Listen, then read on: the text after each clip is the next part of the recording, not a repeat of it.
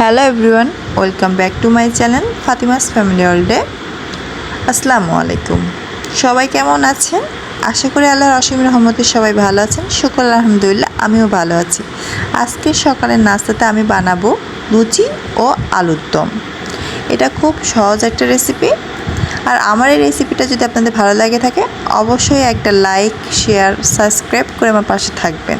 চলেন তাহলে রেসিপিটা শুরু করা যাক।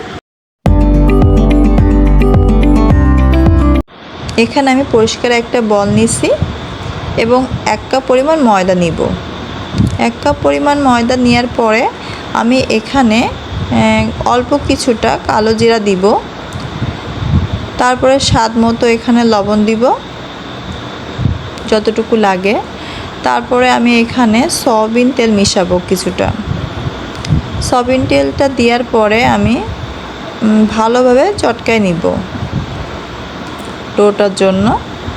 তার মধ্যে আমি একটা কথা বলতে চাচ্ছি যে আমি অনেকদিন ধরে আমার চ্যানেলে কোনো রকম ভিডিও ছাড়তে পারছিলাম না, কারণ আমি একটু অসুস্থ হয়ে গিয়েছিলাম। আমার বাম হাতে গরম চা পড়ে আমার হাতটা খানিকটা পুড়ে গিয়েছিল, আর সেই কারণে আমি ভীষণ অসুস্থ হয়ে গিয়েছি।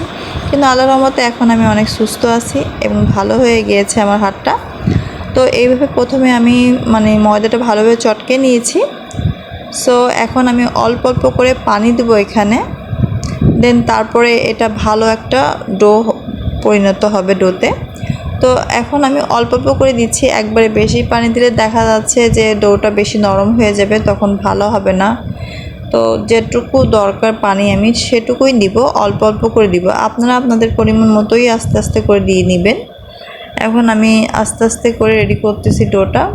তো হয়েই গিয়েছে কিছুটা, আর একটু ভালোভাবে চটকে নিব। যত ভালোভাবে চটকাবো সুন্দর একটা মলিন একটা ভাপ আসবে, বেলতেও খুব সুন্দর লাগবে। তো ভালোভাবে এটা চটকে নিছি। দেখেন আমার এটা কতটা সফট হয়ে গিয়েছে। তো এখন আমি এটা 20 মিনিটের জন্য রেস্ট দিব। A few moments later. এখন আমি আলুর দম বানাবো বলে কয়েকটা আলু নিয়েছি। তো এই আলুগুলো আমি প্রথমে ভালো মতো ছিলে নিব।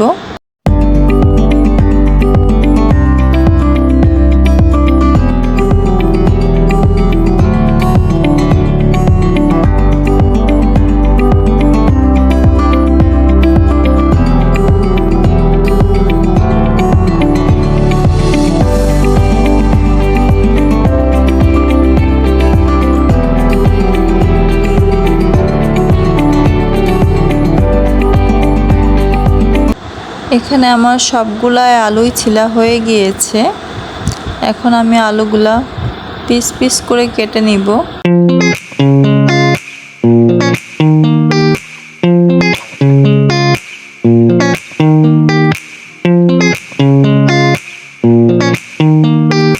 তো আমার সবগুলো আলু পিস পিস করে কাটা হয়ে গিয়েছে।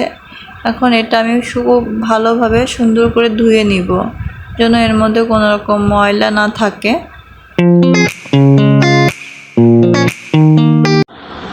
তো আমি এইভাবে আলুগুলা খুব ভালোভাবে কসলায় কসলায় ধুয়ে নিচ্ছি।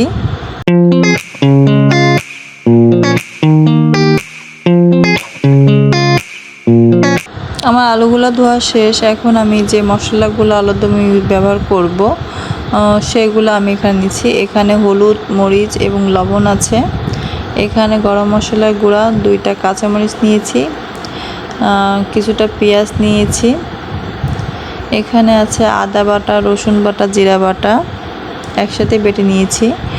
এখানে আছে 2টা তেজপাতা, 2টা এলাচ, 2 টুকরা দালচিনি, লবঙ্গ। এখন আমি এখানে নিচ্ছি একটা প্রেসার কুকার নিলাম এবং এখানে আমি কিছুটা তেল দিয়ে দিয়েছি, ভোজ্য তেল, সয়াবিন তেল। এবং আমি এখানে পেঁয়াজ কুচি দিয়ে নিলাম। প্রথমে পেঁয়াজটা একটু হালকা লাল করে ভেজে নিব, বেশি না, জাস্ট হালকা। তো আমার হয়ে গিয়েছে। এখন আমি মশলাটা এখানে দিয়ে দিব। এখানে আদা বাটা, রসুন বাটা, জিরে বাটা আছে। তো এটা দেওয়ার পরে একটু নাড়াচাড়া করে নিলাম। এখন আমি মরিচের গুঁড়া, হলুদের গুঁড়া এবং লবণটা দিয়ে নিচ্ছি। দিয়ে আবার কিছুক্ষণ নাড়াচাড়া করে নিলাম আমি। যে মশলার মধ্যে যে কাঁচা ভাবটা থাকে সেটা ভালোভাবে নাড়াচাড়া না করলে গন্ধ বেরোয়, সেজন্য ভালো করে মশলাটা কষা নিতে হয়। এখন আমি এখানে একটু গরম মশলা গুঁড়ো নিয়েছি। মশলাটা যাতে পুড়ে না যায় সেজন্য আমি এখানে অল্প কিছুটা পানি দিয়েছি। মশলাটা পুড়ে গেলে পুরো খাওয়ার টেস্টটা নষ্ট হয়ে যাবে। তো এখন আমি এখানে 2টা কাঁচামরিচ দিয়ে নিলাম, 2 টুকরো তেজপাতা দিয়েছি এবং যে গরম মশলাগুলো ছিল সেগুলো আমি এখানে দিয়ে নিয়েছি। এখন এবার এটা আমি ভালোভাবে নাড়াচাড়া করে নিয়েছি। এখন আমি এখানে আলু দিয়ে দিব। তো একে একে সব আলুগুলো আমি দিয়ে নিয়েছি এবং এটা ভালোভাবে খুব সুন্দরভাবে আমি এটা নাড়াচাড়া করে নেব সবগুলোর জন্য আলুর গায়ে মশলাটা লেগে যায়। আবার আমি অল্প কিছুটা পানি দিয়েছি যেহেতু মশলাটা নিচে বারবার লেগে যাচ্ছিল। সো এখন আমি এটা ভালোভাবে আলুটা নাড়াচাড়া করে কিছুক্ষণ কষায় নিব। তো দেখেন আপনারা দেখতেই পাচ্ছেন ভালোভাবে কষানো হয়ে গিয়েছে আর আমি তখন যেটুকু পানি দিয়েছি পানিটা টেনে নিয়েছে। তো এখন আমি এখানে কিছুটা পানি দিব, দিয়ে এখন এটা আমি সিদ্ধ করব প্রেসার কুকারে। তো এখন আমি প্রেসার কুকারের মুখে ঢাকনিটা লাগিয়ে দিব এবং 3 থেকে 4টা সিটি দিব। এখানে যে আমি লুচির জন্য ডোটা করে রাখছিলাম আমার 20 মিনিট হয়ে গিয়েছে। তো এখন আমি লুচি বেলবো।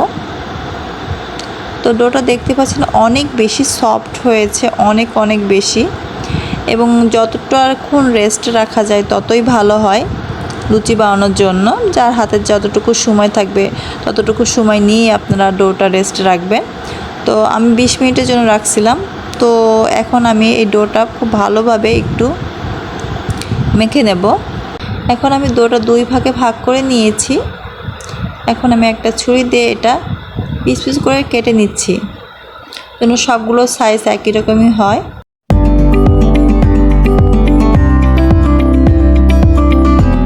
এই দেখেন সবগুলো সাইজ একই রকম হয়েছে। এখন আমি এগুলো আস্তে আস্তে বেলে নিব। এখানে কোনো রকম আটা বা ময়দা কোনো কিছু ব্যবহার করার দরকার নেই, এটা এমনি হয়ে যাবে। আর আপনারা যদি চান তাহলে এখানে অল্প পরিমাণ তেল দিয়ে আপনি এটা বেলতে পারবেন। যেহেতু আমি তেল দিয়েছিলাম যখন আমি ডোটা রেডি করি, সেজন্য আমার এখানে আর তেল লাগতেছে না। এটা সুন্দরভাবে এমনিতেই বেলা হয়ে যাচ্ছে। তো আমি একে সবগুলা লুচিগুলা বেলে নিব। আজকে যখন আমি এই লুচিগুলা বানাচ্ছিলাম তখন হঠাৎ করে আমার ছোটোবেলার ক্লাস 3-4-এ পড়ি তখনকার কিছু স্মৃতি মনে পড়ে গিয়েছে আমার। তো দেখেন আমার সবগুলো লুচি বেলা হয়ে গিয়েছে। তো আমি এটা ভেজে নিব। তো আমি কড়াইতে একটা ছোট কড়াইতে তেল নিয়ে নিয়েছি এবং তেলটা খুব ভালোভাবে গরম করে নিব। তারপরে গিয়ে আমি লুচিগুলা এর মধ্যে এক এক করে ভেজে নিব সব। তো যেটা বলতেছিলাম আর কি ছোটোবেলার কথা, মানে আমার ছোটোবেলায় স্কুল লাইফে আর হচ্ছে যে কোচিং করতাম বাসায়, পাশেই কোচিং ছিল। কোচিং বলতে যে বাসার মধ্যে টিচার এসে পড়াতো। তো ওখানে আমার কিছু ফ্রেন্ড ছিল যে হিন্দু ফ্রেন্ড। তো ওদের পূজার সময় ওদের বাসায় এরকম লুচি, তারপরে ডাল দিয়ে যে কি একটা মানে সবজি বানায় ওইটা, তারপর নাড়ু, এগুলো দিত। সব পুজোতেই ওরা এরকম লুচি বানাতো আর বুটির ডাল দিয়ে ডাল একটা সবজি মতো বানাতো, তো ওটা খেতে দিত। তো হঠাৎ করে সেটা মনে পড়ে গিয়েছে লুচিগুলো বানাতে গিয়ে। আর প্রথম দিনের স্মৃতিগুলো মনে পড়ে গিয়েছে, খুব মিস করতেছি সেসব বান্ধবীদেরকে। এখন কে কোথায় আছে এখন সেটাও তো বলতে পারতেছি না, জানিও না। তো আস্তে আস্তে আমার লুচিগুলো সব ভাজা হয়ে গিয়েছে। তো রেডি হয়ে গিয়েছে আমার এদিকে আলুর দম আর হচ্ছে লুচি। তো আপনারা আলুর দমটা লুচির সাথে খেতে পারেন, পরোটার সাথে খেতে পারেন, রুটির সাথে খেতে পারেন, ইভেন আপনারা ভাতের সাথেও খেতে পারেন। সব কিছুর সাথে ওটা খেতে পারবেন এবং খুবই মজাদার। আলুর দমটা মজা হয়েছে, অনেক সুন্দর টেস্ট হয়েছে, না খেলে বোঝাতে পারবো না।